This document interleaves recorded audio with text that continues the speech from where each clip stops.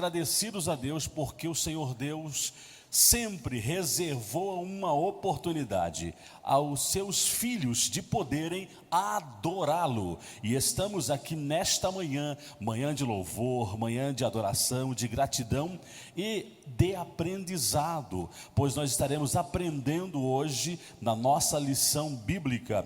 Hoje a lição de número 3, o mundo do Messias. O professor estará ministrando uma aula abençoadíssima. E eu já peço a você, compartilhe a nossa EBD, convide a sua família, os seus amigos para estarem conectados em nosso canal e serem abençoados por nosso Deus, tá certo? Meus irmãos, estamos aqui nessa manhã fazendo a vez dos nossos superintendentes, pastor Jânio Taques e também o presbítero Jabes Dias, pois os mesmos estão impossibilitados de estarem aqui. Eles tiveram sintomas e, diante da orientação médica, eles estão se resguardando em casa, se cuidando em casa. Este é o motivo deles não estarem aqui presente nesta manhã, como sempre fazem, abençoando as nossas vidas através das ministrações, da liturgia, conduzindo a EBD com maestria. Então nós louvamos a Deus pela vida deles e queremos que vocês, que toda a igreja, você que está em casa, você que está presente, ore por eles, para que Deus venha abençoá-los, protegê-los e que eles estejam recuperados de qualquer sintoma, que este mal não venha ter uma evolução. Tá certo? Até mesmo serve para nós deixarmos uma deixa. Se você tem um sintoma, ou se alguém tem sintoma na sua casa, faça como eles estão fazendo, se resguarde, fique em casa, porque assim fazendo, você está cuidando de si próprio e cuidando do próximo também, cuidando do irmão, do vizinho, do amigo, porque isso é importante para que todos nós façamos, né, amados? Mas vamos continuar orando por eles, para que o Senhor Deus venha trabalhar na saúde de toda a família, e também estender uma oração em favor da família Dias, pois ontem houve o falecimento do pai do presbítero Carlos Dias, que é o pai do Jabes Dias, coordenador da nossa EBD, para que o Senhor Deus venha consolar, confortar a família nesse momento de dor, nesse momento de perca. E nós, a única coisa que podemos fazer é pedir que o Senhor Deus venha fortalecê-los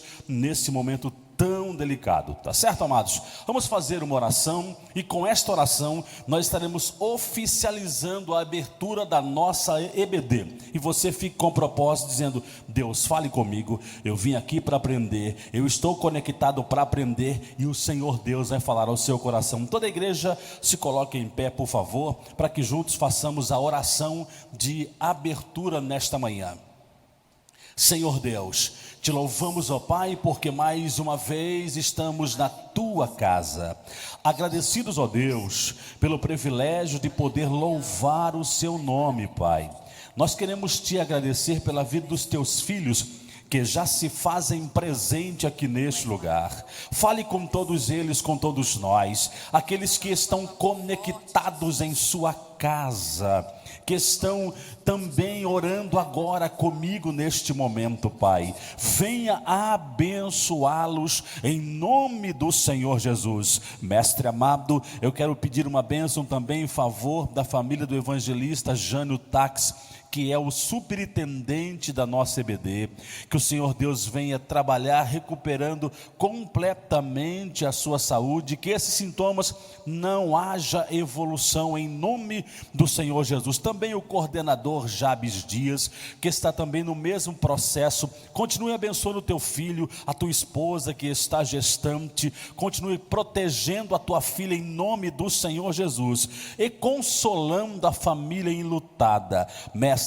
tudo que falarmos é impossível confortá-los, mas o Senhor pode fazer isso, então concordamos com o teu agir em nome do Senhor Jesus. Fale conosco, porque queremos sair daqui melhores do que entramos nessa casa, em nome do Senhor Jesus, amém. Pode sentar, amados. Eu vou fazer a leitura do texto bíblico básico e já estaremos louvando a Deus com o ministério de louvor. O texto bíblico básico encontra-se no profeta Isaías, livro do profeta Isaías, capítulo 61, versos 1 ao 4. Diz assim: o Espírito do Senhor Jeová está sobre mim, porque o Senhor me ungiu para pregar boas novas aos mansos e a enviar-me a restaurar os contritos de coração, a proclamar liberdade aos cativos e abertura de prisão aos presos. 2. A apregoar o ano aceitável do Senhor e o dia da vingança do nosso Deus, a consolar todos os tristes. 3. A ordenar acerca dos tristes de Sião, que se lhes dê ornamento por cinza, óleo de gozo por tristeza, veste de louvor por espírito angustiado, a fim de que se chamem árvores de justiça, plantação do Senhor, para que ele seja glorificado. E edificarão os lugares antigamente assolados, e restaurarão os de antes destruídos, e renovarão as cidades assoladas, destruídas de geração em geração. Na sequência, Lucas capítulo 3, 1, 2, 5 e 6. Primeiro diz assim: e no ano 15 do império de Tibério César, sendo Pôncio Pilatos governador da Judéia, e Herodes o tetrarca da Galileia, e seu irmão Felipe, tetrarca de Itureia, e da província dos Traconites, e Lisânias, tetrarca de Abilene. Quase uma língua estranha esses nomes aqui, né, irmãos? 2. Sendo Anás e Caifás somos sacerdotes, veio no deserto a palavra de Deus a João, filho de Zacarias. 5. Todo vale se encherá, e se abaixará todo monte e outeiro, e o que é tortuoso se endireitará, e os caminhos escabrosos se aplanarão, e toda a carne verá a salvação de Deus. A salvação de Deus. O texto áureo da nossa lição de hoje se encontra no evangelista Mateus, livro do evangelista Mateus, capítulo 4, verso 16, que diz assim: o povo que estava sentado em trevas viu uma grande luz, e aos que estavam assentados na região e sombra da morte, a luz raiou. Amém? Glória a Deus. Amados, nós iremos aprender hoje nesse tema, nessa temática. Então fique atento a tudo que o Senhor Deus tem para mim, para você, para que possamos sair daqui melhores do que chegamos aqui, porque este é o objetivo do nosso Deus. Nós iremos agora passar aqui a oportunidade ao ministério de louvor, que estará louvando ao Senhor, adorando a Deus com duas belas canções, e na sequência o pastor Moabes estará ministrando a aula para nós e também concluindo o momento ofertório e abençoando a todos nós nesta manhã da nossa escola bíblica dominical. Eu tenho um testemunho muito grande dentro da minha família dessa semana. Deus operou algo tremendo e estamos regozijando no Senhor, e por isso nós vivemos para Ele, nós somos dele. Amém? Nós vamos adorar a Deus junto com todos os irmãos que estão em suas casas e aos irmãos também que se deslocaram para estar aqui conosco presencialmente. Amém?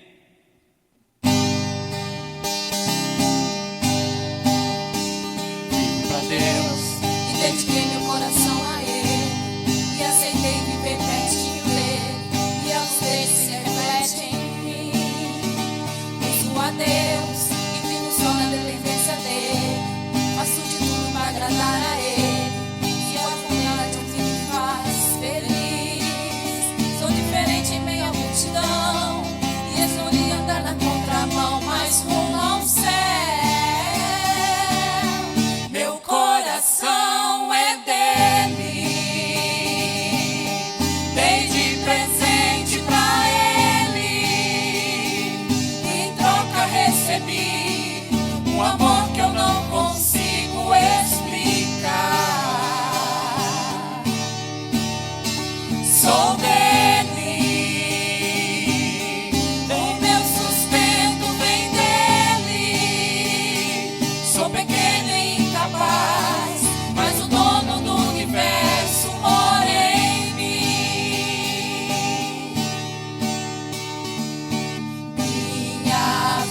seja assim, consagrado a ti, Senhor. Possa sempre tu por mim operar o teu amor, a minha alma lava, Salvador,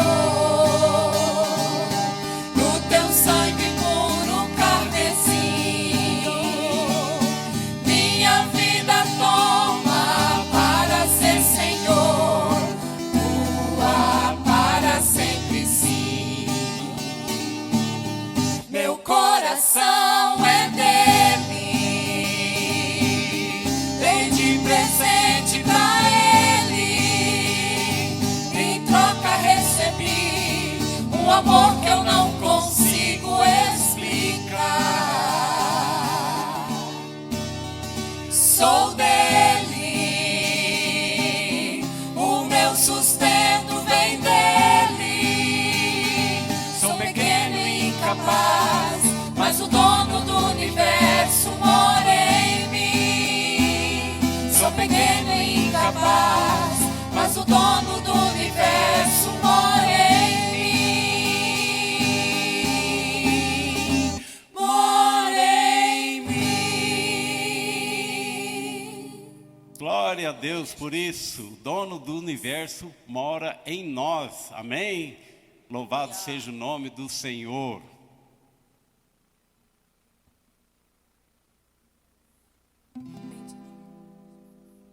Glória a Deus. Aleluia.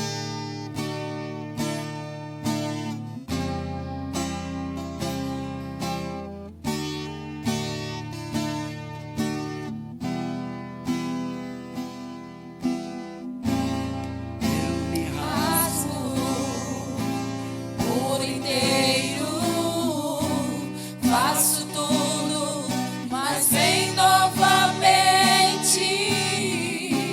Eu mergulho na mira ardente, mas peço que tua presença aumente.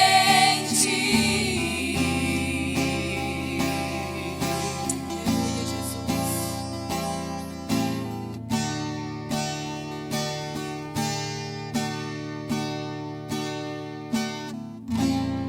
Eu me rasgo por inteiro, faço tudo, mas vem novamente.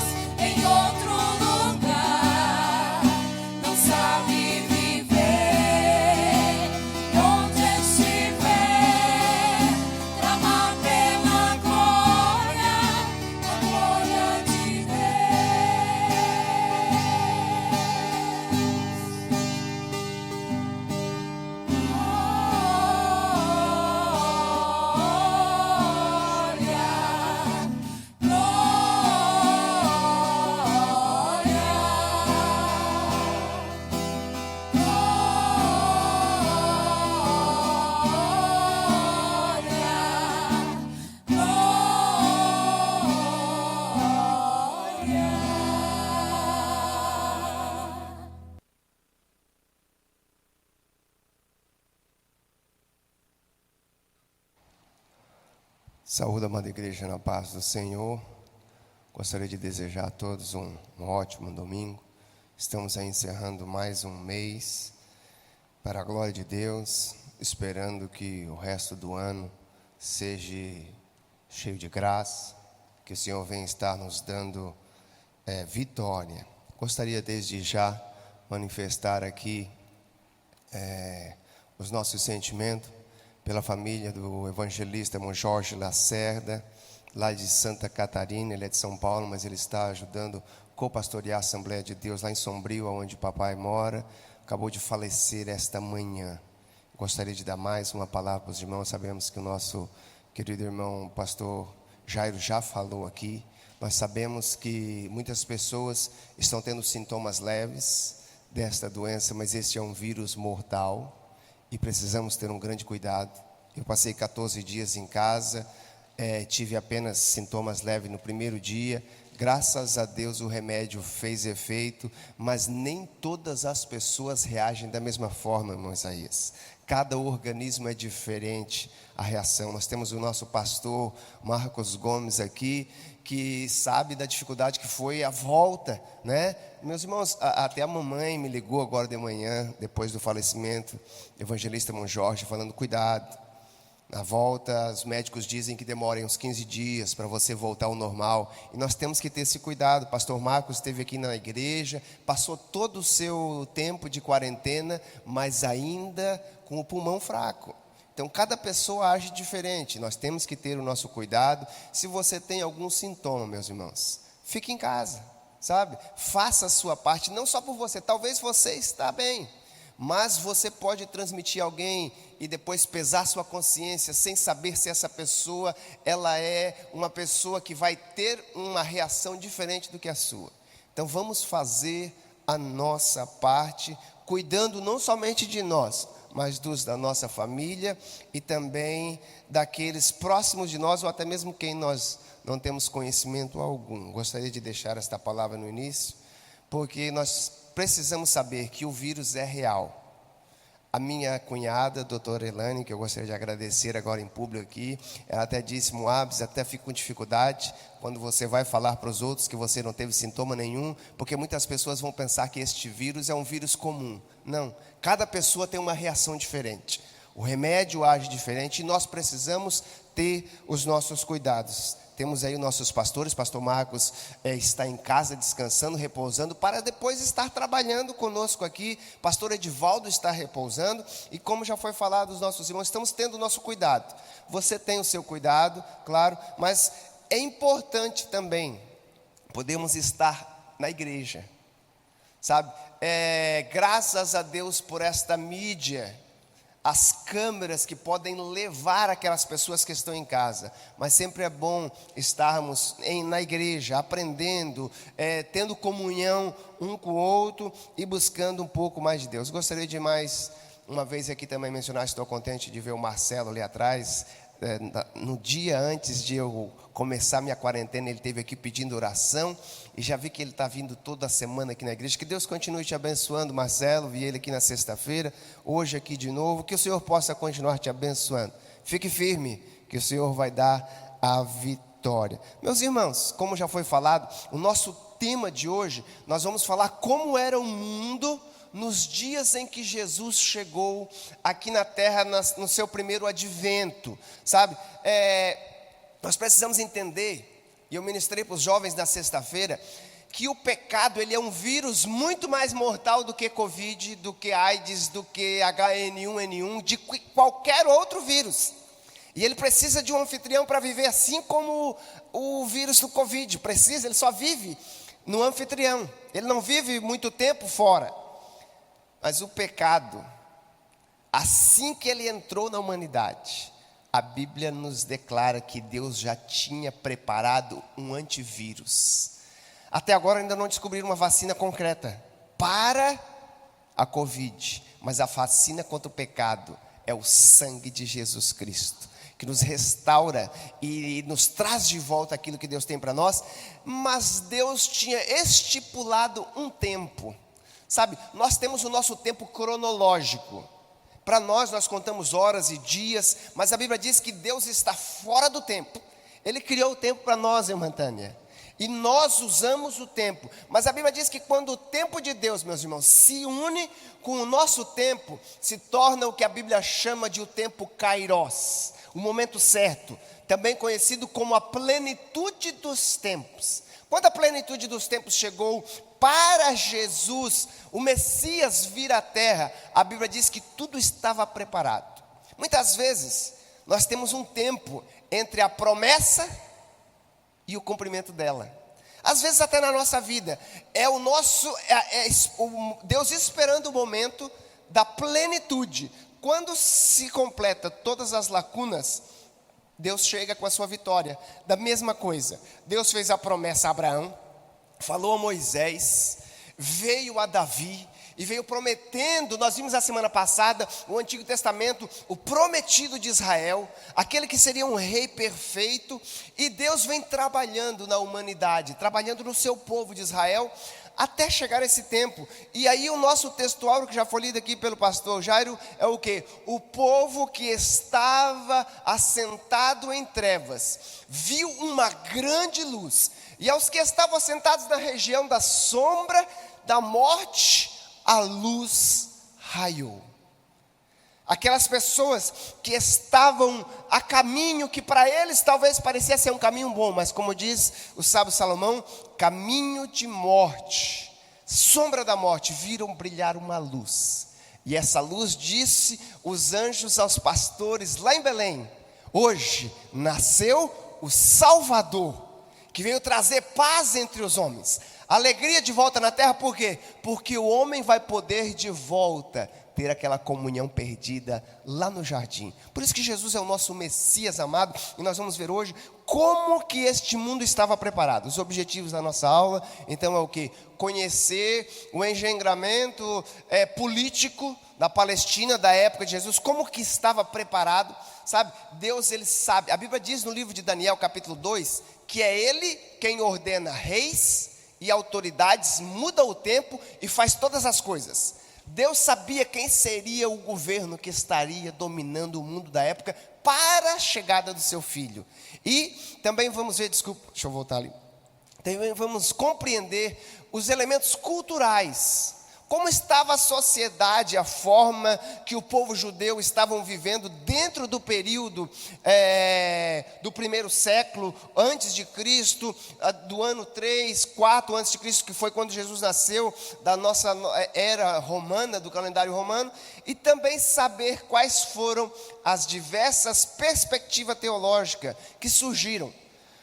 O povo, esperando a chegada do Messias, começavam a ter tudo que é tipo de pensamento com relação a ele e com relação ao povo de Deus. Assim como nos nossos dias.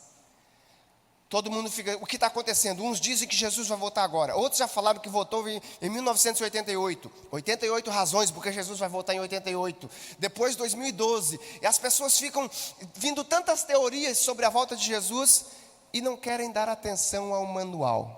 Deus tinha deixado as suas instruções de como seria a chegada do Messias, mas surgiram vários pensamentos dentro do próprio povo de Israel. Nós vamos ver isso.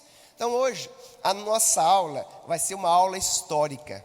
Nós vamos ter aqui um aprendizado sobre como que Deus preparou este momento conhecido como a plenitude dos tempos, que diz o apóstolo Paulo. Chegando à plenitude dos tempos, Jesus Cristo veio, nascido de mulher, para se cumprir, para pagar o preço, para ser o nosso parente próximo, para poder entender e nos mostrar que Ele sabe o que o pecado causa nas nossas vidas.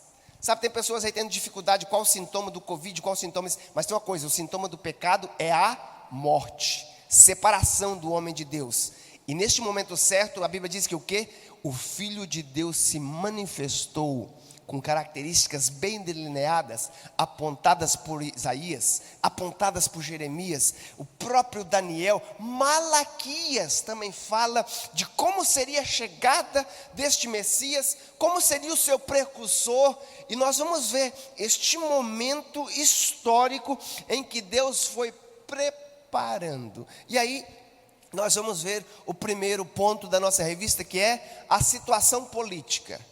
Não só da chegada do advento, mas nós precisamos entender que a partir do quarto século antes de Cristo, quando o povo de Israel volta do cativeiro, Deus já estava trabalhando. Deus usa primeiro quem? Um imperador que não está na nossa revista, que é o imperador Ciro, do reino persa, que depois se une com os medos, e ele dá um decreto, que o povo de Deus podia voltar para aquela terra, que eles tinham sido tirados um dia, mas o povo não volta assim tão rapidamente. Depois vai surgindo outros reis, outros imperadores, e a Bíblia diz que tem um imperador conhecido como Xerxes, algumas outras traduções vai dizer Artaxerxes, ele dá ordem a Esdras e a Neemias, que podem voltar para restaurar os muros e começar a construir o templo. Tudo isso fazia parte. Eles estavam preparando o caminho para a chegada do Messias. Mas tem uma coisa, eles eram escravos e nunca mais se tornaram livres. Eles serviam esses imperadores e eles não conseguiram fazer de Jerusalém o que era nos dias de Davi. Todo mundo sempre esperava o reinado de Davi, o reinado de Salomão. E Deus tinha dado uma promessa a Davi que viria um descendente dele, que reinaria num reino perfeito. E o povo ficava esperando e não chegava esse tempo, mas Deus estava preparando. O povo restaura o templo, mas segundo diz os historiadores, eles fizeram uma casinha tão simples, comparada com o templo de Moisés, e quer dizer com o templo de Salomão. A Bíblia vai dizer, no livro do profeta Ageu, que o povo olhando para aquela casa, eles choravam. As pessoas choravam e diziam, olha esse templo. E Deus precisa usar o profeta Jeremias para dizer, o profeta Ageu para dizer para eles, olha, minha é a prata, meu é o ouro. Essa casa pode ser pequena, mas a glória dela será maior que a da primeira. A glória dela não era o que muitas pessoas imaginam aí que é a glória. A glória dessa segunda casa, que seria maior do que a primeira, seria que ela teria o prazer de ter o Messias entrando dentro dela. Esta é a maior glória. Mas mesmo ela sendo pequena, a Bíblia vai dizer que tem um momento, que vai ser um desses imperadores que nós vamos estar estudando aqui hoje, que faz algo maravilhoso. Ele reconstrói esse templo tão grande e até maior do que o próprio de Salomão, que é o imperador Herodes. Mas antes de chegar a Herodes, só para me complementar aqui a história, que a gente precisa ter esse entendimento. Nós vamos ter uma aula de história aqui hoje. A Bíblia diz que o próprio Deus, que conhece todas as coisas, Ele permite que um jovem, que muitas pessoas não davam nada, segundo diz a história, ele era magrinho, acabou morrendo de malária, porque foi contaminado por essa gripe, não sobreviveu. Um jovem magro, que o seu pai era um grande rei, e ninguém dava valor para este príncipe. E ele começa com seu exército dominar toda a região da época, e de repente se torna o maior exército até hoje conhecido de todos os tempos, e o nome dele é conhecido como Alexandre o Grande, o Magno. Deus prepara este jovem para preparar um reino diferente dos outros. Enquanto que os outros imperadores escravizavam as pessoas, dominavam, matavam muito das pessoas da autoridade, matavam as mulheres e traziam para eles só os jovens, os príncipes, aquelas pessoas que poderiam dar sequência no seu reino. A Bíblia diz que este príncipe era diferente. Alexandre, ele conquistava as pessoas e levava para eles a oportunidade de alcançar um conhecimento maior. Porque quem que foi a pessoa que teve sob a sua tutela Alexandre? Foi Aristóteles. O primeiro daqueles grandes filósofos, ensinou Alexandre a importância da política, a importância de se comunicar com as pessoas. E ele então passa para os outros povos a sua cultura, e aí vai entrar um termo que você vai aprender aí na escola: a helenização do mundo. O que? Ele começa a passar para as pessoas a importância de buscar conhecimento, da onde vieram as coisas, como começaram tudo, e aí ele faz algo diferente.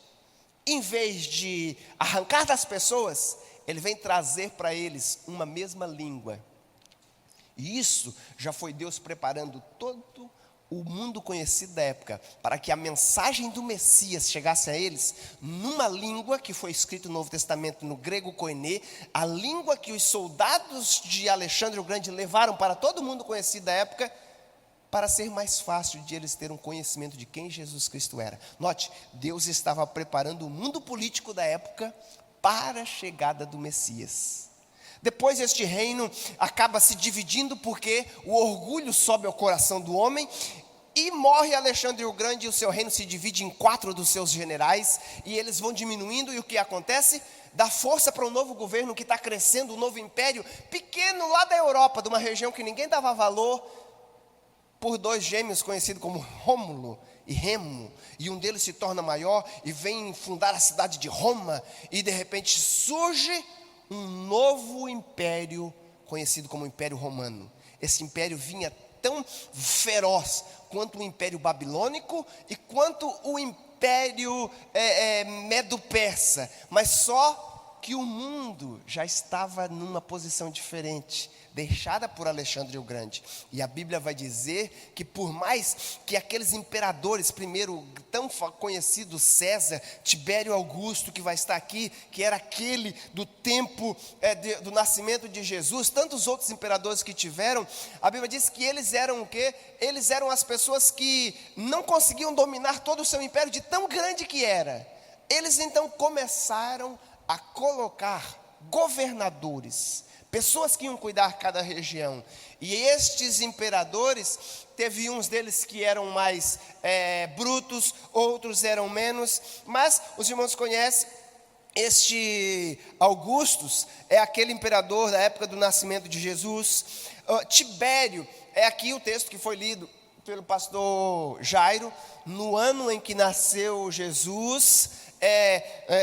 Quer dizer, no ano em que Jesus começa o seu ministério, Tibério era o imperador. E nós vamos ver durante o Novo Testamento, o começo da igreja, que os reis iam mudando os imperadores. Na época do apóstolo Paulo, da igreja primitiva, nós tínhamos lá Cláudio, Nero, que foi o imperador romano que culpou o apóstolo Paulo pelo espalhamento do cristianismo, e dizia que todo problema que tinha em Roma, em tantos outros lugares, eram os cristãos que estavam causando. E até mesmo veio causar lá o fogo que foi colocado em Roma, culpou os cristãos. Depois vieram descobrir que foi o próprio Nero que tinha mandado. Mas este Nero foi responsável pela morte de Pedro, pela morte de Paulo, que foi aí morto por volta do ano 64, 65, diz a história. E depois foi surgindo outros, e cada vez eles iam se tornando piores.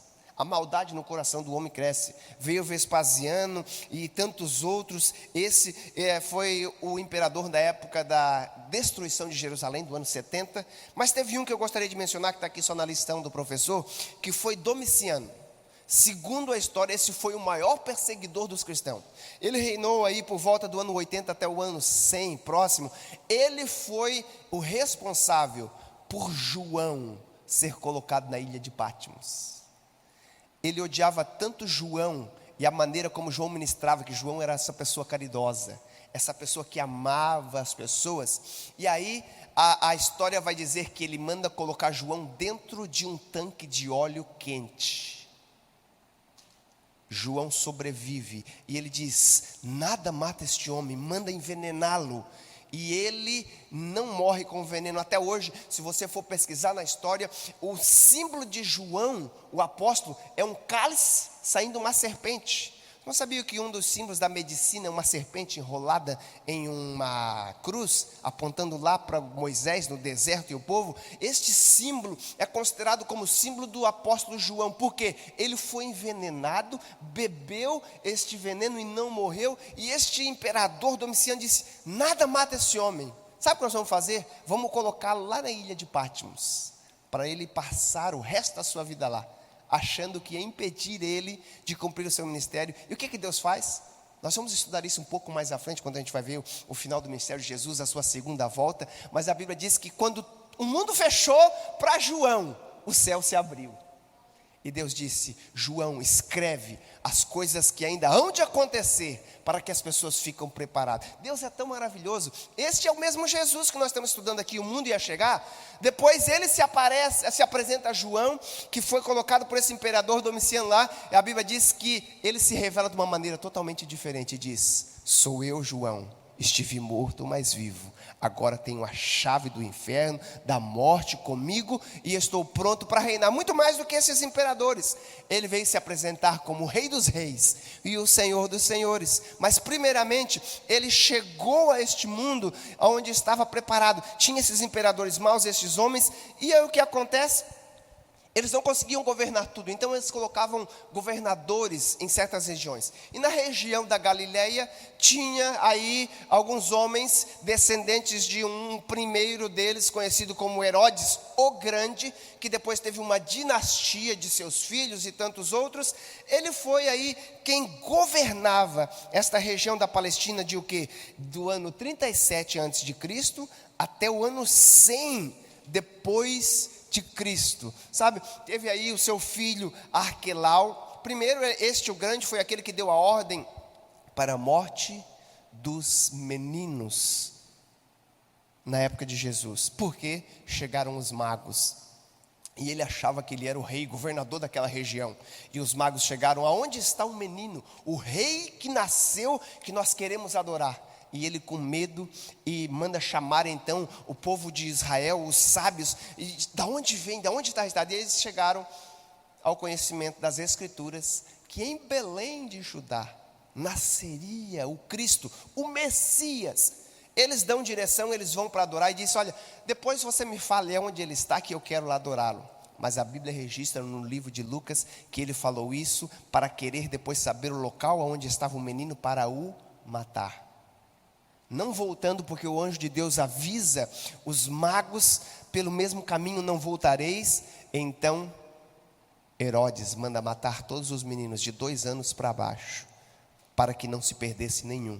Mas Deus, avisando José e Maria em sonho, em visão, manda eles fugirem para o Egito. É assim que Deus cuida. Deus estava preparando a chegada do seu Messias. E depois então se levantam os seus filhos, Arquelau, Filipe, Antipas, aqueles que foi lido aqui pelo pastor Jairo, e todos esses eram homens maus, sabe? Filipe, ele governava Cesareia, que chegou a ficar conhecida como Cesareia de Filipe. Na época que Jesus estava com seus discípulos, ele passou por aquela região. Mas a região onde Jesus cresceu, cuidava daquela região da Galileia, Herodes Antipas.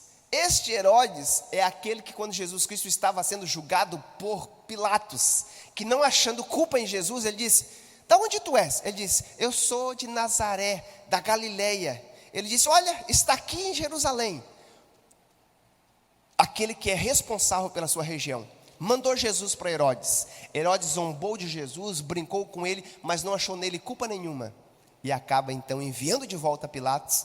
E o que acontece? Pilatos, ele era um dos procuradores. Sabe, a região da capital, que era Jerusalém, desta região dos judeus, os herodianos, os descendentes dos filhos de Herodes, e aqueles que amavam o reinado de Herodes, eles não gostavam do povo de Israel, do povo judeu. Eles tinham dificuldade de tratar com eles. Então, o que acontece? Eles enviaram procuradores, pessoas políticas, que sabiam conversar, que sabiam tratar com o povo, e um deles era Pôncio Pilatos. Pilatos, ele foi responsável por governar a região da Judéia, a região ali próxima da capital de Jerusalém. E nós vamos ter aqui na nossa revista, e vocês vão ver muitos outros que faziam essa parte de procuradores da época de Paulo. Quando Paulo vai preso, ele é levado a Festo, ele é levado na frente de Felício e tantos outros homens que eram representantes dos imperadores.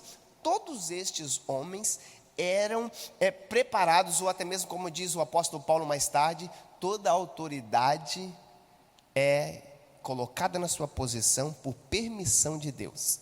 Deus permitiu que todos estes passaram, porque era o preparamento, ou quero dizer, a preparação para a chegada do Filho de Deus. Mas dentro do povo de Israel, que viviam como escravos de Roma, mas ainda tinham algumas liberdades, eles tinham outras autoridades que cuidavam dos seus problemas internos, conhecido como o Sinédrio, o lugar onde se assentavam para julgar, digamos assim, a corte superior do povo de Israel, o legislativo, o judiciário e o executivo deles.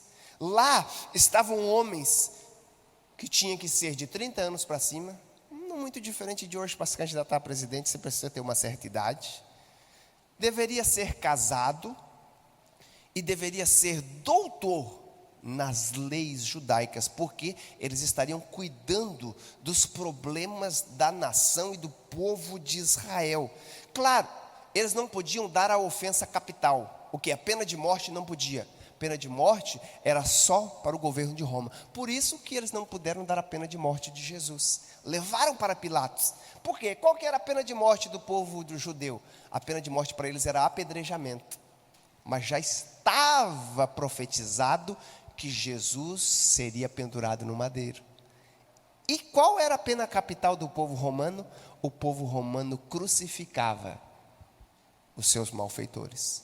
Por isso, foi se cumprir, Deus foi preparando tudo isso. E este era o cenário político em que estava preparado para a chegada do nosso Messias. Agora, como que era a condição do povo? No meio de todos esses imperadores, de todas essas guerras, como veio se tornar a situação? Meus irmãos, nós sabemos que o Brasil está mudando e tem mudado a cada ano que passa. Nós sabemos que desde que o Brasil se tornou aí um país independente, uma república em 1500 e alguns anos, para frente, a descobrimento, 1700, 1800, nós sabemos que o Brasil tem mudado.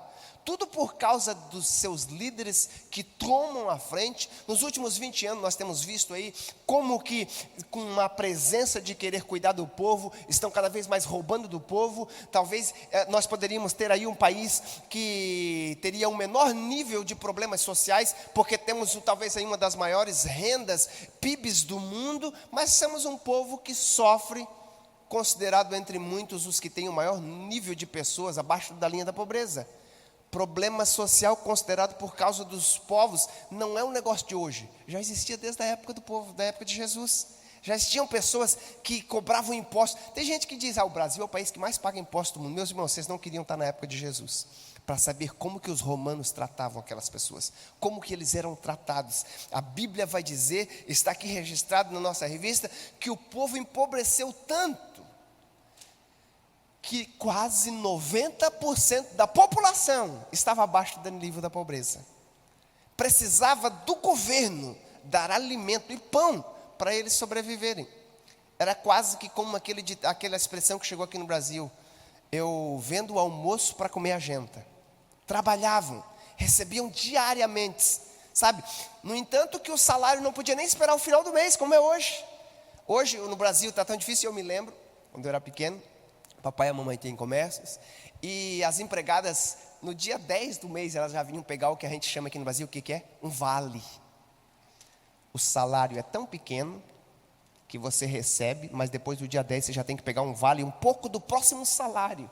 Naquela época a situação se tornou tão difícil por causa dos impostos, por causa da maneira que o povo governava aquela sociedade sofrida, que o salário deles era pago diariamente. Senão eles não sobreviveriam. Sabe, eles trabalhavam e recebiam, e o pouco que eles recebiam, a Bíblia diz que ainda era cobrado imposto em cima de imposto. O governo romano foi conhecido por muito tempo como um governo que dava certas liberdades, mas segurava o povo com uma grande porcentagem do que eles produziam. E aí, para ficar um pouco mais fácil de tratar com o povo, o que eles faziam? Eles chamavam pessoas do próprio povo para cobrar do povo, conhecidos na Bíblia como os publicanos.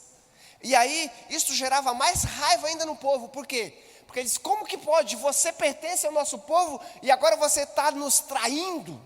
E a Bíblia vai dizer que esses publicanos, eles acabavam entrando no ritmo dos romanos, e eles cobravam além do normal.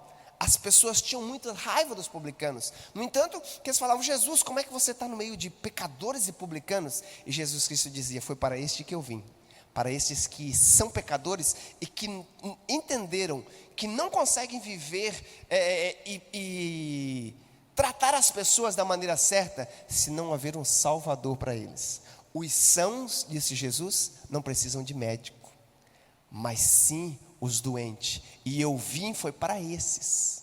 Eu vim para esses, Jesus Cristo disse. E aí Jesus estava sempre no meio desses. Olha só, Jesus chamou um dos seus discípulos, Mateus, também conhecido como Levi, era um publicano.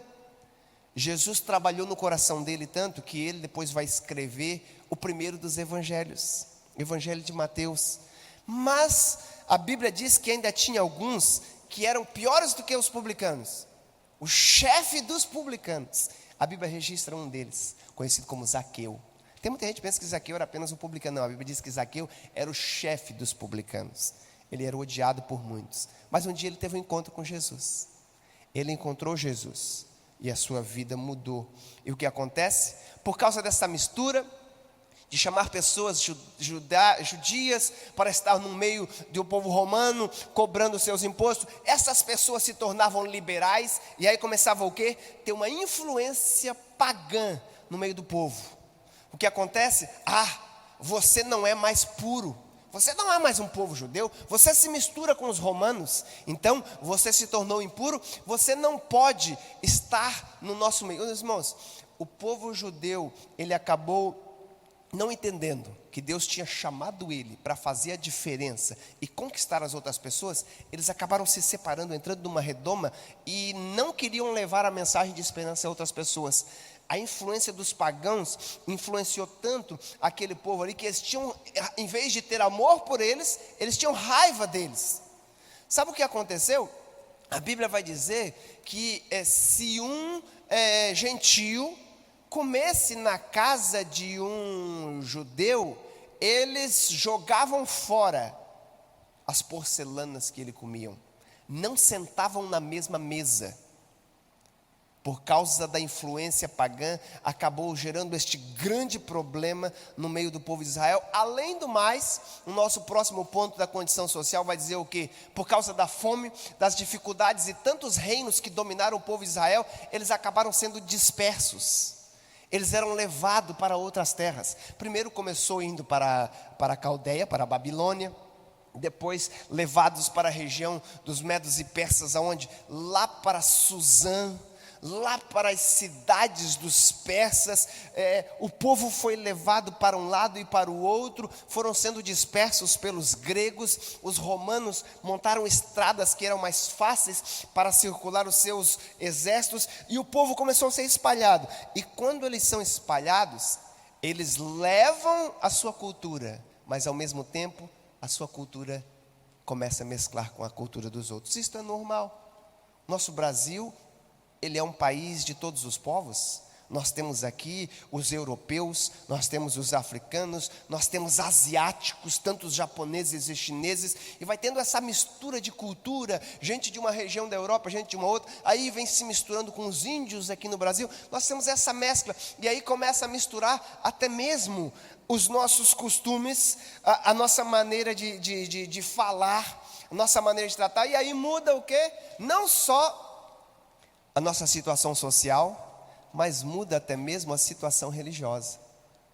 Nós estamos falando lá do povo da época de Jesus, mas olha aqui o nosso Brasil, a diferença e a mescla que nós temos de tradições culturais religiosas dos africanos, a tradição indígena, a maneira que eles adoram seus deuses, os europeus, e esta mescla que nós temos, que muitas vezes dentro da igreja nós temos rituais africanos, que não tem nada a ver com a tradição que a Bíblia nos ensina da igreja primitiva.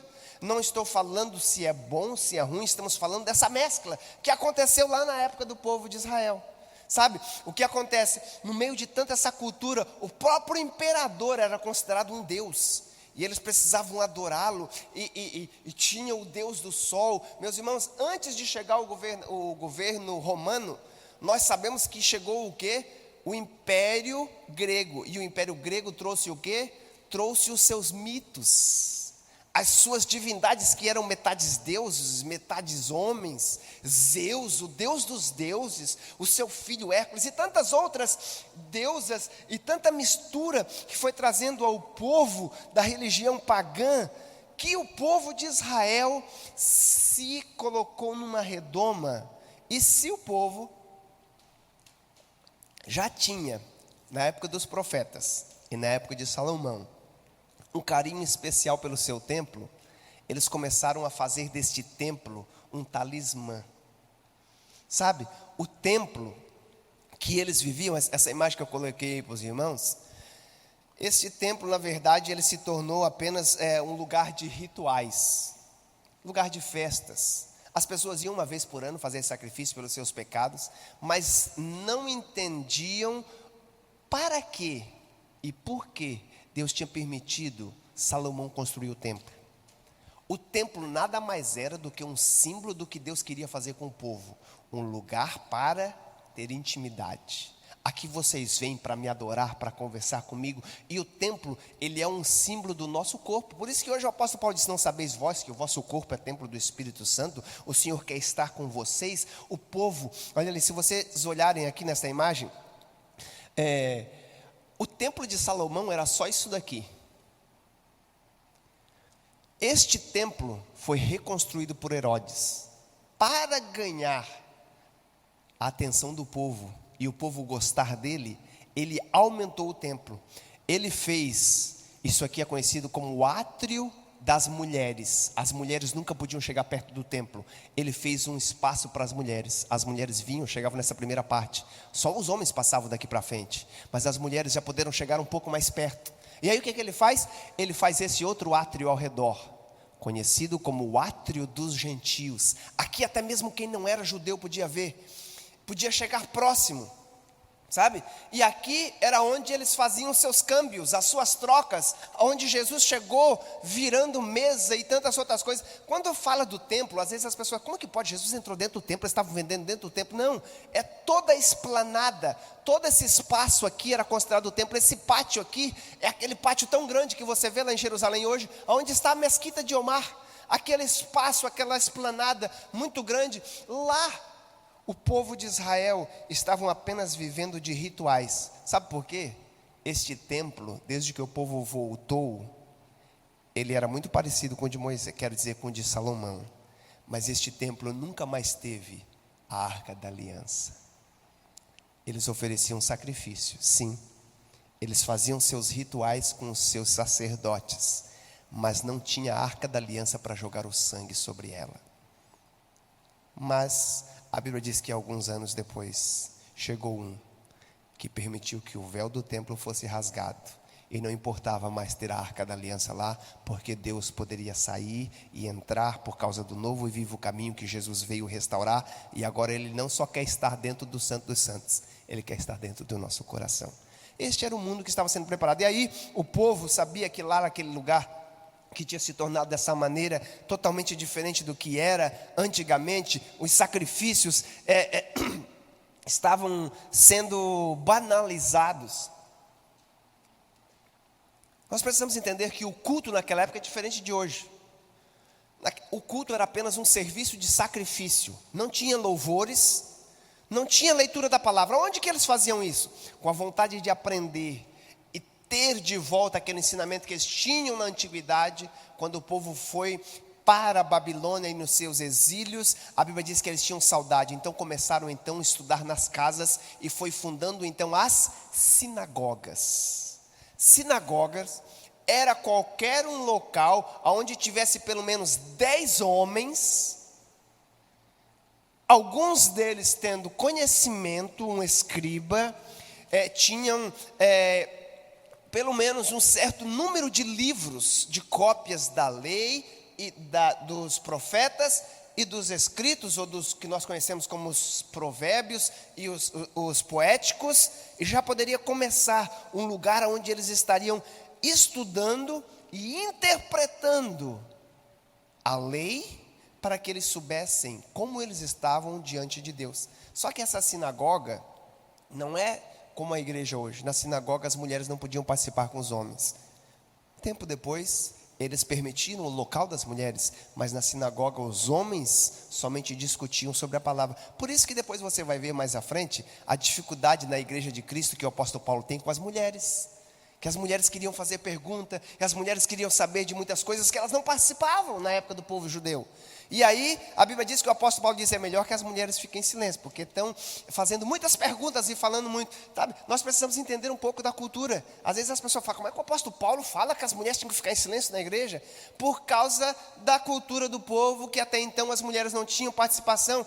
Aí, em vez de nós falarmos mal do apóstolo Paulo, nós vamos ver que ele está trazendo uma mudança. Ele está trazendo as mulheres para dentro da igreja, mas tudo tem um processo. E aí, além desta classe de estudo, ainda tinham as classes sacerdotais. Os sacerdotes eram um tipo de Messias. Você não sabia o que Messias quer dizer, o ungido? O ungido separado por Deus. Existiam os sacerdotes que eram Messias, os profetas que eram Messias e os reis que eram Messias. Nós vamos estudar mais à frente nessa revista. Nós estamos estudando sobre Jesus Cristo, o tempo de Cristo, como foi a vida de Cristo. Nós vamos estudar os ministérios de Jesus Cristo. E esses sacerdotes que eram para ser os representantes do povo na presença de Deus, enquanto que o profeta representava Deus ante os homens, e o rei era uma representação do próprio Deus, aquele que governava. Esses sacerdotes, que era para levar o povo na presença de Deus, eles na verdade estavam com o seu ministério, digamos assim, tão deturpado, que eles faziam sorteios, vendiam posições de quem estaria ofertando e trabalhando. A Bíblia vai dizer que quando chegou a vez do pai de João Batista, que era Zacarias, era um sacerdote. Vê, João Batista se tornou o último dos profetas, mas ele era descendente de sacerdote. E o primogênito teria o direito de estar trabalhando na casa. Então, João Batista poderia estar trabalhando no templo. E a Bíblia vai dizer que estava tão deturpado, que o sumo sacerdote, além de ser descendente de Levi, ele era um sacerdote arônico. O que? Era só dos descendentes da família de Arão, que também era um levita, mas só o primogênito da família seria o próximo sacerdote. Mas quem estava escolhendo os sacerdotes naquela época nem era o que tinha sido decretado por Deus na lei, era até mesmo as autoridades romanas. Para os irmãos terem uma ideia, na época de Jesus tinha 2 sacerdotes, sumos sacerdotes, Anás e Caifás. Anás quando Jesus nasceu, mas na época que Jesus tinha o seu ministério, Caifás era o sumo sacerdote. Mas quando Jesus foi condenado, para quem que eles levaram Jesus primeiro? Para a casa de Anás. Anás não era mais o sumo sacerdote, mas ele era aquele que era reconhecido por Roma, e as pessoas queriam ver a opinião dele. Sabe, era assim que estava a sociedade naquele tempo. E aí, mais próximo do povo, estavam os escribas. Os escribas eram aqueles que tinham contato com a lei de Deus. Os escribas eram os escrivãos, os copistas. Então, os irmãos sabem, não é muito diferente hoje em dia. Todos nós fomos chamados para aprender, para estudar e para sermos um discípulo de Jesus e falar daquilo que Deus tem feito por nós. Todos nós temos responsabilidade, deveríamos ler a Bíblia todo dia. Mas muita gente liga para o presbítero, para o diácono, para o evangelista e acha que eles estão numa posição mais excelente, porque são os escribas de hoje, aqueles que estudam. Naquela época não era diferente, mas só que os escribas, o trabalho deles era fazer cópias para que o povo tivesse mais Bíblias, digamos assim, mais livros, porque eram copiados livros do Antigo Testamento, um por um, e eles tinham todo esse cuidado. Mas o que acontece, os escribas, além de copiar e ter conhecimento, eles começaram a escrever novas leis, eles começavam a dar interpretação segundo o que eles pensavam, e isso começou a influenciar o povo, de uma maneira que a Bíblia vai dizer que foi surgindo no meio deles o quê? Até mesmo doutores da lei, mestres da lei. Note que Jesus estava sempre no meio desses, os escribas, porque eles tinham conhecimento da lei, e eles chegavam e perguntavam para Jesus: és tu aquele que estava prometido, ou temos que esperar outro? Eles conheciam, eles falavam: na lei de Deus, Moisés falou isso, mas tu, o que tu dizes? Eles queriam saber o que Jesus Cristo falava, eles queriam colocar Jesus Cristo à prova. Por quê? Porque eles estavam distorcendo a lei do povo, e eles não queriam ser pegos pelo que Jesus Cristo estava trazendo esse ensinamento ao povo. E aí nós vamos ver que por causa deles, também tinham múltiplos mandamentos de como que eles deveriam tratar estas pessoas. Sabe, estas pessoas, eles usavam a lei a benefício próprio. Eles queriam ser colocados em lugares melhores. Eles queriam os melhores lugares na sociedade. Eles queriam os melhores lugares em qualquer lugar onde eles chegavam. Eles queriam ser reconhecidos, a ponto de a Bíblia dizer que eles aumentavam as franjas. Sabe, Moisés, obedecendo a ordem de Deus, ele disse ao povo de Israel: nas 4 pontas das suas vestes, vocês vão colocar franjas. O tzitzit, o povo judeu usa essa expressão, o tzitzit, que é aquele manto colocado sobre eles, que eles usavam para orar, para lembrar os mandamentos de Deus. E tinha um número de nó, um número de corda certa. Por quê? Porque era o número de mandamentos, o número de ordenanças, 613 para ser mais específico, era o número de linhas e o número de nó. Mas o que acontece? A Bíblia diz que os escribas e os fariseus faziam o quê? Eles alongavam as suas franjas. E tinha um tal de um filactélio, que era uma caixinha que eles colocavam nas testas, nos braços, com o mandamento da lei, para proclamar e dizer que eles estavam prontos para seguir a ordenança. A Bíblia diz que os escribas e fariseus aumentavam as suas caixinhas, um era maior que o outro. Se você ver os filmes da época de Jesus, você vai ver aquele turbante que eles usavam na cabeça. Você vai ver que os fariseus, os escribas, eles tinham um maior que o outro. Aquilo mostrava a presença, que este era a situação religiosa. Sabe, parece que não mudou muito, né?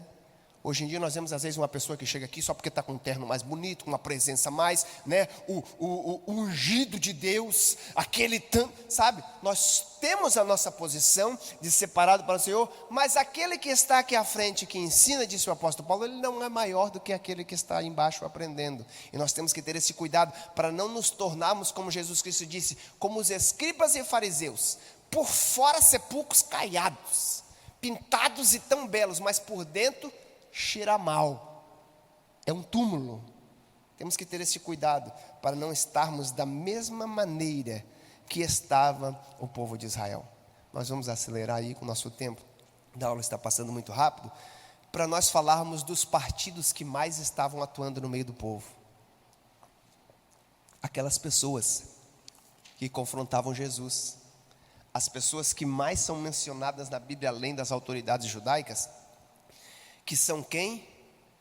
Os partidos e seitas e divisões que existiam no meio do povo de Deus. Não muito diferente do que nós temos hoje em dia, sabe? A igreja de Cristo é uma.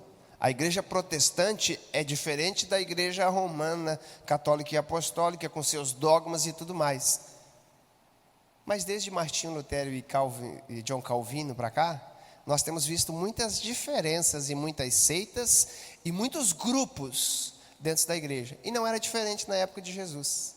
Já existia também essa diferença. A maneira que eles interpretavam a lei para a chegada do Messias. Até mesmo como eles iriam tratar. E cada um tem um nome que fala muito sobre a sua posição e como eles se viam. O primeiro que a revista vai apresentar eram os saduceus. Não sabe o que quer dizer saduceus? Saduceu quer dizer os justos. Eles se achavam melhor que os outros. Eles eram os justos. Eles faziam parte da aristocracia judaica. Era da alta sociedade. Eles não se misturavam muito com o povo. Eles se achavam os melhores. Sabe, eles interpretavam a lei de Deus apenas literal. Eles não viam o lado espiritual, o lado oral dela, sabe? E eles apenas respeitavam os livros de Moisés, a Torá. Eles não tinham o mesmo respeito pelos profetas e pelos escritos. E o que acontece? Eles até criam no céu e no inferno. Mas eles não acreditavam e rejeitavam a doutrina da ressurreição. Eles rejeitavam e não acreditavam em anjos e demônios. Por isso que em certo momento a Bíblia vai dizer que discutiam entre si fariseus e saduceus sobre a questão da ressurreição. E eles vão perguntar para Jesus: o que vai acontecer quando na ressurreição, que o Senhor tanto fala, se chegar lá naquele dia e tiver um homem que foi casado com uma mulher e ele faleceu, e a mulher, por causa da lei judaica, não iria ficar solteira se esse tivesse um outro irmão que ainda não era casado, casaria com ela. E ela casasse com esse outro homem, e aí esse outro homem morresse, e ela casasse com o terceiro. Quando chegasse lá no céu, qual seria o marido dela? O primeiro, o segundo ou o terceiro? E Jesus Cristo disse: vocês parece que estudam a lei, a palavra de Deus, e não aprendem. E Jesus diz: lá no céu não haverá casamento e nem se dará em casamento. Seremos como os anjos, não tem nem sexo masculino e feminino. Será algo totalmente diferente. Ele diz: não haverá mais reprodução. Eles não acreditavam em anjos e demônios. E Jesus Cristo, eles vêm falar de ressurreição. Jesus Cristo usa os anjos para dar um exemplo de como será lá naquele dia. Mas tinha um outro grupo. Os saduceus eram os justos. Os fariseus, sabe o que quer dizer a palavra fariseu? Fariseu quer dizer separado. Eles eram um grupo que se separava do resto. Eles também se consideravam os nacionalistas. Eles não só se separavam entre si no meio do povo de Deus, eles criam assim, o povo judeu não pode se misturar. Não podemos ter mistura com os samaritanos, com os romanos, com os outros povos, palestinos, ninguém. Nós somos o povo escolhido de Deus. A maioria dos fariseus eram escribas. Eram pessoas que estudavam muito a lei, tinham muito conhecimento. Mas só que tinha um problema. A Bíblia chama eles de hipócritas. Eles tinham todo o conhecimento, falavam para os outros, mas não viviam. Queriam que todo mundo obedecesse à lei, mas a Bíblia diz que eles deturpavam a lei para si mesmo. Sabe, os fariseus, eles respeitavam a autoridade de todas as escrituras, ao contrário dos saduceus. Eles respeitavam a Torá, respeitavam os profetas, respeitavam até mesmo os poéticos. E eles tiveram muito confronto com Jesus, sabe por quê? Porque eles eram as pessoas que pregavam o reino de Deus. Eles criam no Messias que viria restaurar, porque eles eram nacionalistas. Eles não acreditavam que Roma governaria para sempre. Eles pensavam que Deus traria naquele tempo o seu Messias, que seria o seu rei. Por isso que eles perguntavam para Jesus o tempo todo: és tu que vai restaurar nesse tempo o nosso reino? Eles ficavam o tempo todo questionando Jesus, porque eles esperavam um Messias, eles criam na ressurreição e também esperavam uma destruição do pecado e do mal. Sim, alguém pode trazer aqui o microfone? O nosso irmão quer fazer um comentário aqui. Um diácono já vai estar trazendo. Sabe, e estes grupos, os fariseus, eles confrontavam muito Jesus, porque eles tinham muito conhecimento da lei.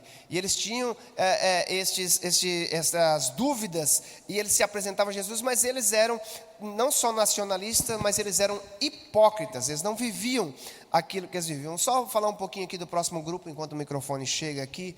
O nosso irmão Isaías quer fazer um comentário? Os judeus hoje, que aguardam o Messias, que ainda aguardam os ensinos de Moisés, são saduceus naquela época? Olha, uma grande maioria. Nós vamos ver aqui a diferença entre os fariseus e os saduceus.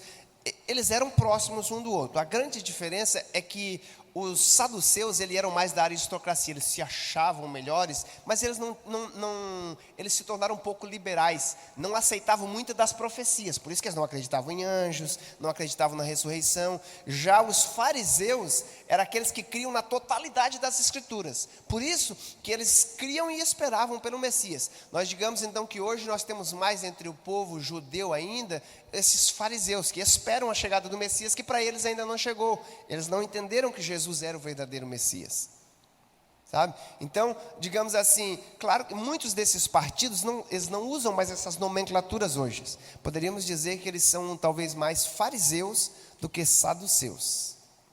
Agora, um outro grupo que tinha eram os essênios. Os essênios eram aqueles que viviam mais místicos. O que era? Eles criam mais na espiritualidade, não somente na literalidade, na oralidade das escrituras. Eles se abstiam de relações sexuais, eles viviam celibato, eles praticavam rituais. Para ler a Bíblia e os escritos, eles não tocavam nela antes de tomar certos banhos, tomavam vários banhos. Eles copiavam as escrituras e tentavam passar para outras línguas, para que mais pessoas tinham conhecimento da palavra, sabe? E este grupo essênio se separou. Tinha um grupo do Egito e um grupo de uma região conhecida como Qumran, da onde foram encontrados os pergaminhos do deserto, do Mar Morto. estes viviam nos montes. Como são hoje os monges budistas que vivem separados nos seus montes, eram os essênios, eram estes místicos que viviam nos montes. Algumas pessoas até chegam a dizer que João Batista talvez era um essênio, porque ele vivia nos montes, separado das pessoas, a sua maneira de vestir era simples, sabe? Estes eram um grupo um pouco menor, mas os zelotes, esse outro grupo que nós temos aí, eles eram um movimento também religioso que se tornou fanático contra os romanos, sabe? Esse outro grupo, ele não aceitava Roma como governante deles, então eles se levantaram com muitas revoltas, sabe? Aquele preso que foi solto no dia em que Jesus Cristo foi crucificado, Barrabás, ele era um zelote. Sabe, os zelotes, eles lutavam contra o governo de Roma. E Jesus Cristo não tinha problema nenhum de estar no meio de todos esses povos. No meio dos seus discípulos tinham pescadores, que para muitos era considerado como uma profissão impura. Jesus Cristo tinha até mesmo pessoa estrangeira, que era Judas, que era um Iscariote, era um estrangeiro. Jesus Cristo tinha Mateus, Levi, que era um publicano. Mas a Bíblia diz que Jesus Cristo tinha Simão o zelote. No meio dos discípulos tinha um homem que pertencia a este grupo dos zelotes, que foram responsáveis pela revolta judaica que resultou na queima de Jerusalém, na destruição de Jerusalém nos anos 70 aí, por um tal de Judas. Me fugiu agora aqui o sobrenome deste homem, que foi um revolucionário.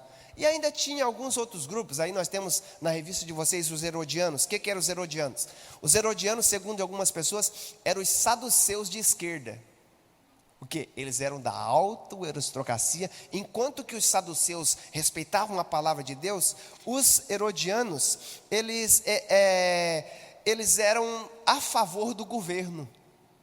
Por isso que eles tinham esse nome herodiano. Eles eram judeus que aprovavam Herodes como rei e como governador que dominava sobre eles. E por isso que tinha esta certa antipatia entre um grupo e outro. Um era a favor do governo, o outro não era a favor do governo. Um era a favor de se separar, outro era a favor disso. E nós tínhamos muitos outros grupos religiosos. Nós podemos mencionar aqui os saduceus, sem contar os samaritanos, que estavam sempre no meio do povo judeu. E a Bíblia diz que até mesmo Jesus teve um encontro com a mulher samaritana, e ela falou: vocês, os judeus, adoram desse jeito, mas nós adoramos dessa outra maneira. Qual é o certo, qual é o errado? Nós vamos ver que a situação religiosa em que Jesus se apresentou, ela estava um caos. Mas Jesus Cristo não tinha dificuldade de lidar com todos. Por que nós estamos tendo tanta dificuldade hoje em dia no Facebook, no Instagram, na televisão? Quando alguém fala alguma coisa, nós já estamos prontos para revidar. Quando Jesus Cristo disse que nós devemos tratá-los com amor.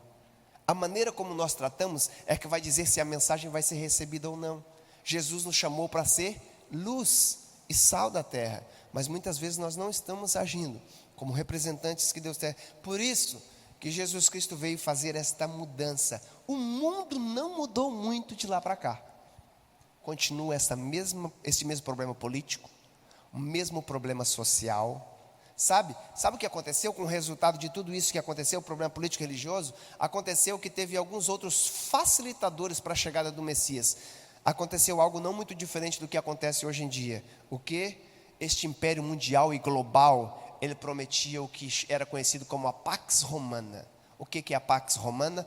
Os romanos não fazem mais guerras como os outros antigos faziam. Os gregos, os babilônicos e tudo mais. E eles vêm apresentar uma paz, uma falsa paz. Parecia paz porque não tinha guerra, mas eles dominavam as pessoas pelos impostos, pelo medo. E Jesus Cristo vem dizer: eu ofereço uma paz diferente daquela que os homens querem oferecer para vocês. A minha paz é diferente da maneira que o mundo vem trazer para vocês. E tudo isso que acontecia era consequência da política, da cultura, do comércio e até mesmo da maneira ou da língua que eles usavam para se comercializar. Não muito diferente de hoje. Naquela época já estava começando um termo que hoje é algo muito comum: a globalização. O quê? Como que as pessoas começavam a se comunicar entre si? Por causa da Grécia, do governo grego, eles tinham uma única língua. E a língua grega era a língua comercial, como hoje. Todo mundo está estudando inglês, porque inglês é a língua universal para trabalhar. Se você trabalha com economia, se você trabalha com turismo, independente do seu trabalho, o inglês vai abrir portas, vai abrir fronteiras. As propagandas que nós temos aí. Naquela época, a língua era o grego. Se todos falavam essa língua, seria mais fácil. E isto contribuiu para a chegada do Messias e para a divulgação da sua mensagem. E isto também somado à filosofia grega. O que era a filosofia? Era a helenização que a Grécia trazia, que era o quê? Eles não queriam mudar você da sua maneira de ser, mas queriam tentar abrir a sua mente para que existiam outros conhecimentos, além desses que vocês conhecem. E foi dentro desta filosofia que se tornou mais fácil para as pessoas darem atenção à mensagem de Jesus. Porque Jesus Cristo vinha dizendo, ó, eis que eu digo a vocês a verdade. Em verdade te digo. Sabe essa expressão em verdade que Jesus Cristo usava? Ele estava dizendo, ó, tem muito ensinamento, tem muita filosofia, mas eu quero falar para vocês o que é a verdade. Sabe? Lembra de quando Jesus foi confrontado com Pilatos, ele disse, o que é a verdade? Este tem sido o questionamento da humanidade por muitos tempos. Os filósofos gregos e tantos outros buscavam conhecimento. Sócrates falava, conheça-te a ti mesmo. E o outro filósofo vem com outro pensamento, que precisa buscar isso, precisa buscar aquilo. E eles estavam se aprofundando no mundo da ideia e no mundo do conhecimento. E João vem apresentar Jesus no seu evangelho e diz, no princípio era o verbo, o Logos, e o Logos estava com Deus, e ele se fez carne, habitou entre nós, e vimos ele, a glória do unigênito. Olha o que ele vai falar no versículo 14, verdade e justiça estavam com ele, verdade e misericórdia. Ele diz, Moisés, ele nos deu a lei, mas Jesus, como a verdade, veio estar no nosso meio, se apresentar entre as pessoas. E aí João diz, aqueles que o aceitaram têm o direito de serem feitos filhos de Deus. Este era o tempo em que as pessoas estavam vivendo, e veio ser o momento certo do cumprimento das profecias, aliado a todos esses acontecimentos, para que Deus apresentasse o seu libertador. As pessoas olhavam e perguntavam, aonde está? Como nós vamos alcançar a salvação? E aí se cumpre o nosso texto áureo, que Mateus escreveu, mas que na verdade é uma profecia de Isaías. Aqueles que estavam a caminho das trevas, viram brilhar uma luz. E esta luz é aquela que um dia, no último dia da festa, lá em Jerusalém, se levanta e diz, eu sou a luz do mundo. Quem me segue não andará em trevas, mas vai encontrar o caminho de volta ao Pai, o caminho da salvação. É maravilhoso nós estarmos estudando estas palavras. Esta revista, nós estamos ainda apenas na lição número 3. Nós vamos ter 13 lições. Se você está em casa e gostaria de estar estudando conosco e gostaria de adquirir a revista, pode vir aqui durante a semana na igreja, ou todo domingo nós temos aqui mais lições para estar você adquirindo. A partir da semana que vem nós vamos estar estudando sobre a encarnação. Como que Jesus Cristo nasceu naquele menino, um Deus que sempre existiu, mas que agora veio existir. Vamos estudar a sua divindade, vamos estudar o seu ministério, vamos estudar os seus ensinos, vamos estudar a sua promessa de ir preparar um lugar para um dia voltar a estar conosco. Nós vamos estudar muito sobre Jesus. Esta revista, nós estamos estudando as dimensões do ministério de Cristo. É um verdadeiro ato teológico, uma teologia sistemática dentro do tema Cristologia. Nós vamos estudar muitas coisas sobre Jesus, aquele que nos veio apontar o caminho verdadeiro de volta ao Pai. Antes de encerrar e já convidar os nossos irmãos para estar preparando o nosso momento da oferta, eu gostaria de dizer se os irmãos gostaram dessa aula e gostariam de vir participar conosco. Vamos ter muitas outras toda semana aí no nosso canal Adno Oficial, a partir das 9 horas até 10h40, 10h45, por aí. Nós estamos encerrando, vem estar conosco. Também tenho ali o meu canal, onde eu posto alguns vídeos pequenos de mensagens, aulas da IBD, Joelson Moabs, hashtag Graça Redentora no YouTube. Você pode pesquisar lá, estar nos acompanhando, compartilhando alguns vídeos e estarmos levando esta mensagem o mais longe possível. Neste momento, nós vamos ter um momento em que vai ser dada a oportunidade para você que trouxe a sua oferta, o seu dízimo, para celebrar e ofertar na casa de Deus. Nós vamos estar fazendo a leitura aqui, Malaquias, capítulo 3, versículo 10, onde nos diz: trazei todos os dízimos à casa do tesouro, para que haja mantimento na minha casa, e depois fazei prova de mim, diz o Senhor dos Exércitos, e se eu não vos abrir a janela do céu e não derramar sobre vós uma bênção tal, de sorte que dela vos advenha a maior abastança, e por causa de vós repreenderei o devorador, para que não vos consuma o fruto da terra, e a vide no campo não vos será estéril, diz o Senhor dos Exércitos. Você que está em casa pode estar contribuindo aí com um dos nossos meios eletrônicos que nós temos aí, depósito, cartão de crédito direto pelo QR Code, e também ligando aqui na igreja e pedindo que alguém possa ir na sua casa, se for necessário. Neste momento nós vamos estar orando, os irmãos vão estar cantando, e logo mais estaremos encerrando, dando os últimos avisos. Pai amado, nós te agradecemos por esta aula, abençoamos cada um dos teus filhos que tem aprendido e estado aqui com os corações abertos para conosco. Mas neste momento te apresentamos a vida de cada um que estará ofertando, dizimando, semeando a sua fidelidade neste solo que é fértil e muito produtivo. Senhor, nós te louvamos e te agradecemos por tudo. Multiplique a sementeira dos teus filhos, abençoe-os no nome de Jesus. Agora, enquanto o grupo de louvor canta, você oferta ao Senhor.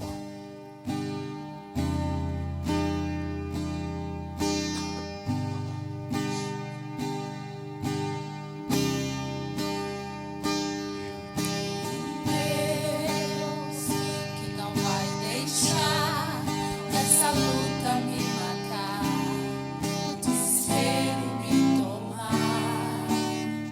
Por mais pressão que seja a situação, o orgulho ainda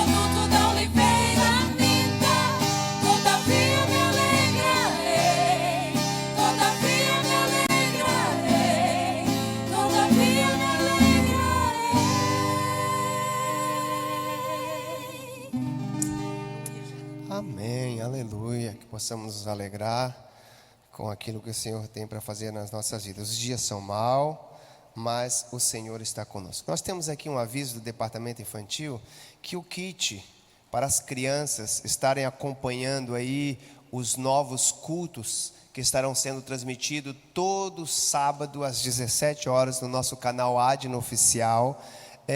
Tem um kit para crianças estar acompanhando as atividades, algumas tarefas para eles estar fazendo em casa e também estar acompanhando as aulas, as histórias bíblicas. Os pais podem estar vindo buscar aqui na igreja. Hoje já temos aqui no final, se veio algum pai gostaria de pegar este kit, sabe?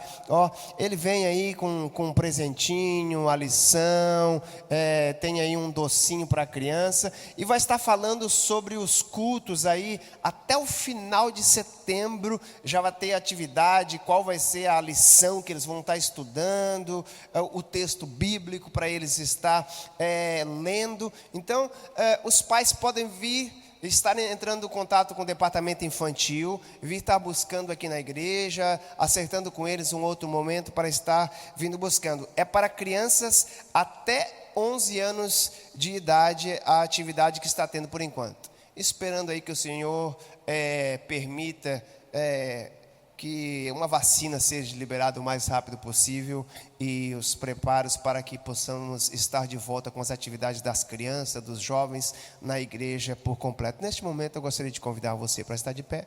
Já vamos estar encerrando, orando pelos irmãos e convidando já os irmãos para estar conosco hoje à noite, a partir das 18 horas, um grande culto de celebração.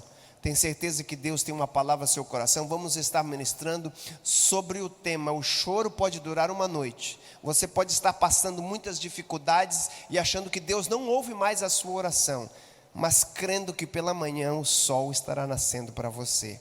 A irmã Maria Figueiredo e a irmã Leila oferecem este culto em ações de graças pelas bênçãos recebidas do Senhor. Que Deus possa continuar abençoando vocês. Irmã Marilza Bueno pede oração pela sua saúde, vamos estar orando por ela.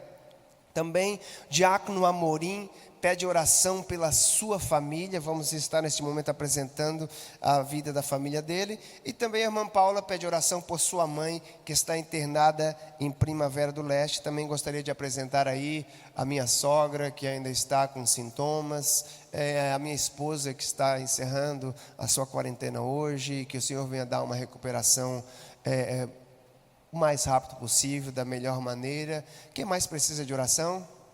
Vamos estar orando um para os outros e apresentando ao Senhor. Pai amado, aqui estamos agradecendo o Senhor por esta aula, por esse dia em que estamos aqui na Tua igreja, Senhor, ouvindo e aprendendo mais de Ti. Te apresentamos neste momento a vida de cada uma dessas pessoas, Senhor, que foi aqui lida, verbalizada. E também te apresentamos, Senhor, aqueles que levantaram a sua mão dizendo que precisam de uma ajuda, precisam de uma intercessão. Senhor, não conhecemos a necessidade deles, mas Tu o conheces. Senhor, mas essa pessoa que está nos assistindo pela internet, aonde quer que ela esteja, em casa, no trabalho, no seu carro, no seu celular, assistindo a esta aula, Senhor, entra com providência, Senhor, e toma conta da vida deles. Mais uma vez apresentamos nossos pastores, os nossos líderes, superintendentes da escola dominical, as pessoas que estão nas famílias de luto. Senhor, entra, Senhor, com o bálsamo da alegria, do gozo, venha confortar os corações. Dê-nos um resto de semana abençoada e que possamos estar aqui no próximo domingo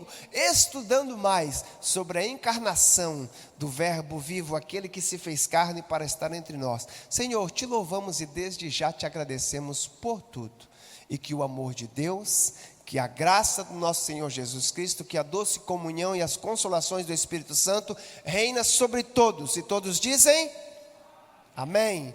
Projeto especial para abençoar vidas. E a vitória é nossa pelo sangue de Jesus. Vitória, poder e glória. Maranata. Que Deus abençoe o domingo de vocês.